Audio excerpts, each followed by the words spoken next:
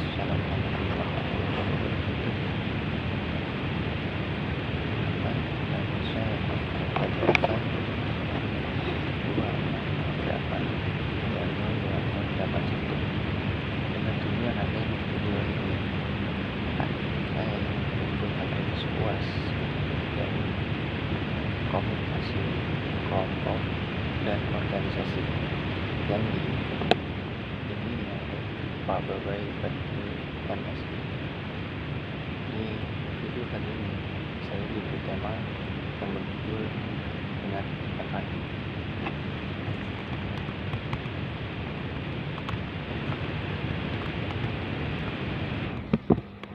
Pengertian empati. Manusia adalah makhluk sosial.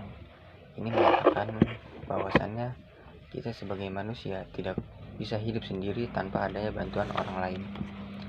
Untuk menjalin hubungan sosial antara manusia satu dengan manusia lainnya, kita membutuhkan beragam jenis sifat kemanusiaan, termasuk empati. Namun, sudahkah kita mengetahui apakah itu empati? Karena sering sekali kita tidak memperdulikan beberapa sifat dasar yang dibutuhkan oleh manusia ini, di mana empati memiliki dan pengaruh cukup besar di dalam kehidupan kita. Pengertian empati. Jika diartikan secara umum, definisi empati adalah bayangan perasaan di mana seseorang mencoba mengerti atau memahami pemikiran atau perasaan orang lain. Anggaplah ketika kita melihat seseorang di lingkungan kita sedang mengalami kesulitan, maka kita bisa merasakan seandainya kita berada di posisi orang tersebut. Empati sendiri merupakan kata yang berasal dari bahasa luar, yakni Einfühlung. Ini adalah kata yang berasal dari Jerman. Maknanya adalah memasuki perasaan orang lain. Biasanya setiap orang memiliki perasaan atau sifat empati terhadap sesamanya ini. Hanya saja cara mengungkapkan dan kedalaman penilaian perasaan empati setiap individu berbeda-beda pasti. Empati ini juga merupakan tindakan lanjutan dari perasaan empati, di mana kita yang merasakan simpati atau melakukan sebuah tindakan atau menunjukkan perasaan tersebut. Empati dan simpati memiliki kesamaan dan jelas banyak yang salah mengartikan dua jenis perasaan ini. Namun simpati lebih menggambarkan rasa belas kasihan atau tiba terhadap sesuatu, sedangkan empati adalah perasaan di mana kita bisa memaklumi, memahami, dan mengambil peranan jika kita berada di posisi tersebut.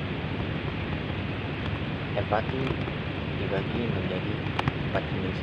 Yang pertama ada empati afektif, empati kognitif, empati somatik, dan empati spiritual. Yang pertama, empati afektif. Apa itu empati afektif?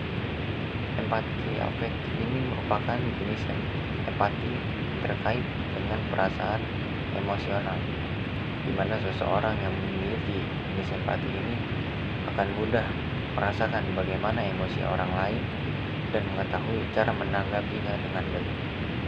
Orang-orang yang berada di tipe ini akan cenderung mudah terpengaruh oleh kondisi lingkungan sekitar mereka.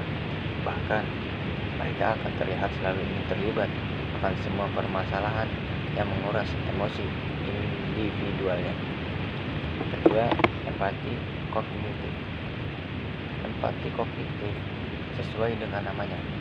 Rasa empati yang satu ini berhubungan dengan masalah intelektual atau kecerdasan, di mana seseorang akan lebih mampu dalam memahami apapun masalah atau bagaimana menempatkan diri mereka atas permasalahan apapun. Jadi, mereka akan mudah mengenali bagaimana perasaan seseorang yang mereka gali dari berbagai sudut pandang lainnya. Sehingga jenis empati yang satu ini sangat cocok untuk berada sebagai penengah atau pendamai yang bisa memahami mengapa seseorang melakukan sesuatu hal. Yang ketiga, empati somatik. Empati somatik ini merupakan jenis empati yang prosesnya membutuhkan waktu yang jauh lebih lama, apalagi jika dibandingkan dengan empati afektif, di mana seseorang harus melihat dan menelaah terlebih dahulu sebuah kejadian agar mereka bisa menanggapi dan memahami kejadian tersebut. 4. Empati spiritual. Empati spiritual ini merupakan jenis empati yang akan langsung kamu rasakan dan dapatkan saat kamu mengetahui atau melihat sesuatu. Arti ini merupakan satu bentuk dari spontanisme seseorang. Ini merupakan jenis empati yang prosesnya sangat cepat dan terjadi secara spontan. Apa manfaat empati bagi manusia? Seseorang yang memiliki sifat empati tentunya menghasilkan beberapa manfaat yang sangat berguna bagi kehidupan kita. Seperti beberapa manfaat empati. Yang pertama, manfaat empati bagi manusia menumbuhkan rasa cinta kasih peduli dalam diri kita. Yang kedua, memahami perasaan dan karakter masing-masing individu yang berbeda. Yang ketiga, menjadi pribadi yang lebih pintar dan memudahkan kita dalam bersosialisasi.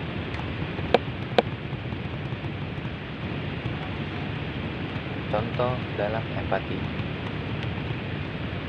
Seseorang yang memiliki empati tinggi memiliki ciri bisa merasakan emosi yang berbeda dalam dirinya dan lingkungan sekitar. Dengan tingkat kepekaan yang tinggi, maka mampu merasakan emosi yang berada di luar tubuhnya, dalam arti perasaan yang dimiliki orang lain ataupun yang orang lain rasakan kepada orang lain lagi. Berikut ini merupakan beberapa contoh empati yang bisa dijumpai dalam kehidupan sehari-hari.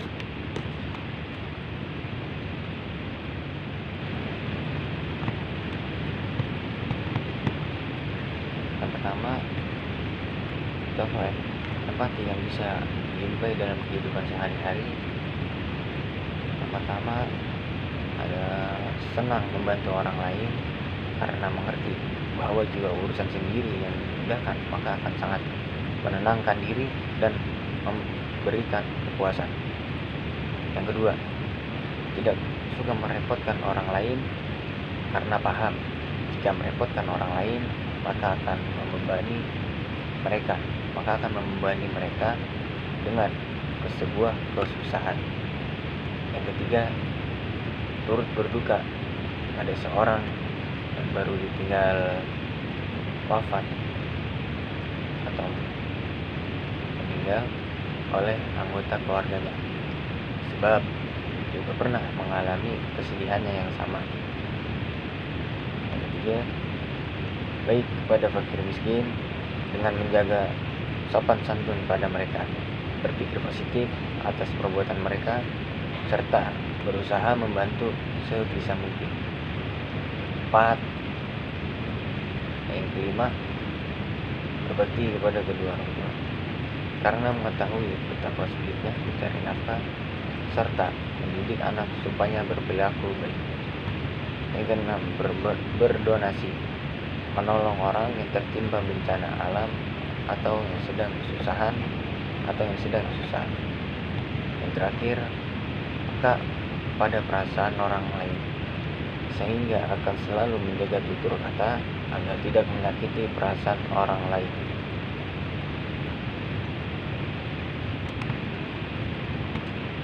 Demikianlah beberapa manfaat jika kita selalu melatih rasa empati dengan baik. Mungkin hanya ini saja yang bisa saya sampaikan. Kurang lebihnya mohon maaf apabila ada kata-kata yang salah. Assalamualaikum warahmatullahi wabarakatuh. Assalamualaikum warahmatullahi wabarakatuh.